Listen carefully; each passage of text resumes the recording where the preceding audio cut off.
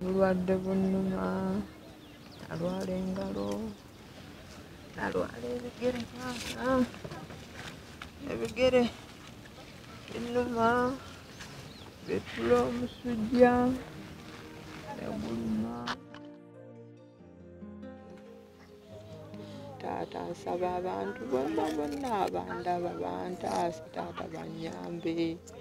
Nze nkowoola abantu bonna abandaba n'abakyala n'abaami bantaase ndi bubi.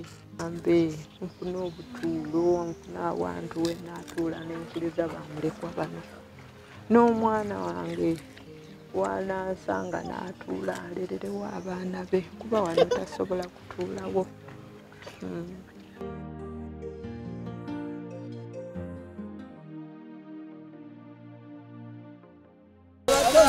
Nede tuza kubuuzako katini enkuba yine etutwala naye abantu embozi yo bagiraba ne basondawo ku ssente kazuli n'okunoonyeza tugenda kukugulira era tofukamira maama tofukamira era mu bwangu kasobola tudduka tulabeyo then tujja banga tukubuulira ekigenda mu maaso.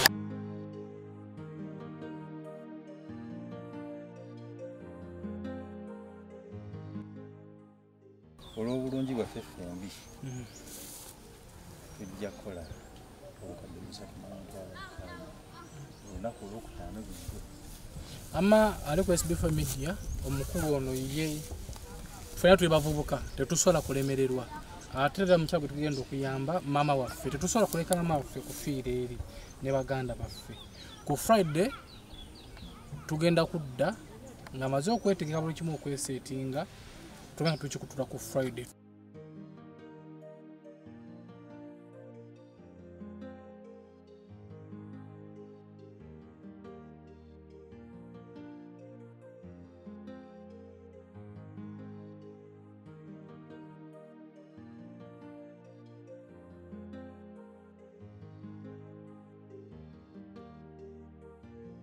Y'okutunda ploti ennaku z'omwezi 27/11/2020. Nze Mpalanyi Isaac ow'e Kayunga mu Town Council y'e Kayunga nguzizza mukyala Nakigozi Sawuya ow'ekyambogo Kayunga Town Council ploti yange esangibwa ku Mutala Namulanda mu Kikozza Bugerere.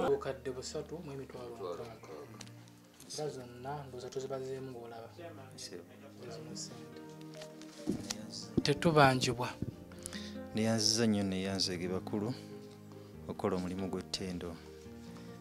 Nze abadde avunaanyizibwa abantu awo naye mu butongole muguliddewo mukadde wange maama wange.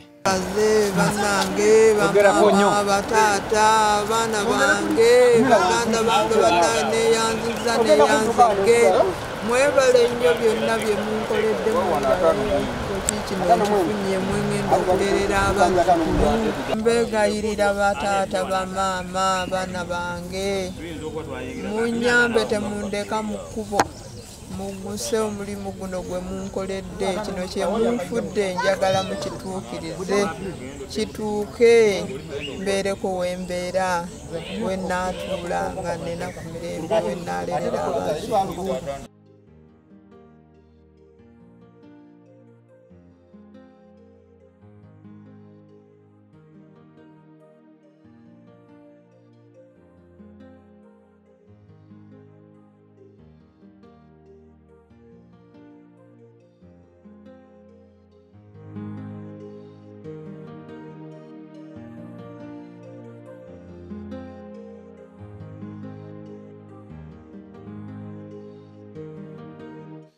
SB4 Media Kwoli tugusa ensonga tuzzeeyo Kayunga ku nyumba ya nnyaffe era mu kukoma twali tukomyenga tukubye pulaani buli kimu kigenda okubeera nakulwayo tuzzeeyo nga bo abakulu bali bize omulimu gwatandise dda era nga kino kyolaba kwe kubeera nga bazimba omusingi.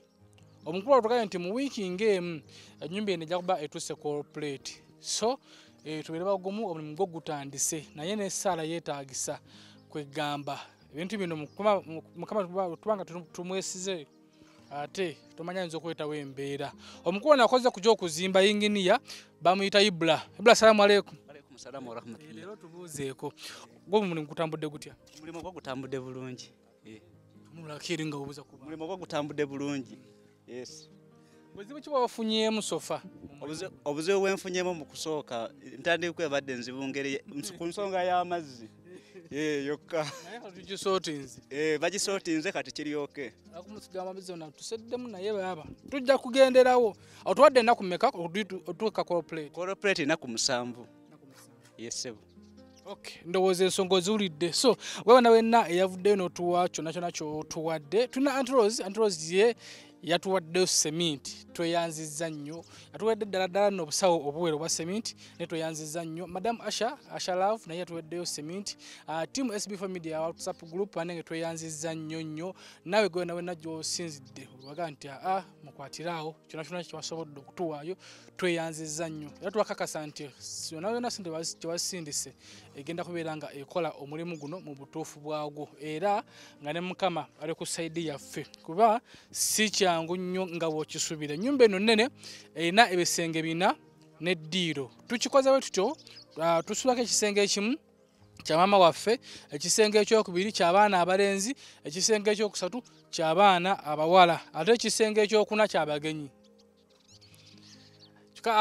Kiri bwe kiti ekisenge ekyokuna tulakifuulamu nga akaduuka nti by chance kubano bwe tuli wali kubo nti wabaana nga tufunyewo ngeri yaka capital tuyinza okumutandikirawo ka business kakaduuka kuba ndowooza nga naye mama waffe engeri gyalimu ogiraba bulungi obugonvugonvu mukyala mugonvugonvu tekyasobola kulima so tusazeewo nti tuzimbe ennyumba eno nga yabisenge 3 ekisenge ekimu kike ekirala ky'abaana abalenzi ekirala ky'abaana bawala ekirala tugenda tuteekawo akaduuka nti nga tulabutuuzaawo nga atunda dduuka ajja biiga so ndowooza pulani eyo simbi era tweyanzizza nnyo gwe wenna eyatuwadde kyonna kyonna ky'olina ne weerekereza sizon gye tulimu eno mbi embeera eri mu ggwanga mugiraba naye lwabanga yavuddeyo naga nti kwatayo 5 kwatayo omutwalo bannange oba okoze kyamaanyi nnyo ogwo omutwalo gw'osindise oba 5 oba 2,000 zigenda kukyusa zigenda kukola kinene nnyo mu bulamu bwa mama waffe wamu ne baganda baffe naye gwe wenna ali eyo yaleetaaze okubeera nga mutweyungako mu kaweefu ono kubeera nga tukyusa obulamu bwa mama waffe wamu ne baganda baffe. Essimu eri ku screen yo bw'osobola okuba nga oyita okubeera nga obubaka bugguka. Tweyanzizza asharinza akatambi kano, tweyanzizza eyakabye ne famire yo, tweyanzizza gwe ayese emikwano ne mulabira wamu. Nawe gwe wenna naddala abantu abali mu nsi mu diaspora tweyanzizza nnyo ku nsonga eno mwavuddeyo nnyo ne mugamba nti ensonga ezo tuzikwatemu ennyumba yo yeno pulani mugirabye kino kisenge eno ddiiro kiri kisenge toyi tugenda kubanga tugisima wali ate wano asobola okulimirangawo tujja muteekawo n'akaduuka so ennyumba eno mu kutandika yo etandise mutugwatireko ate paka we tugimaliriza. SB4 Media tugesa ensonga Wumalu ali ku kamera nga bulijjo.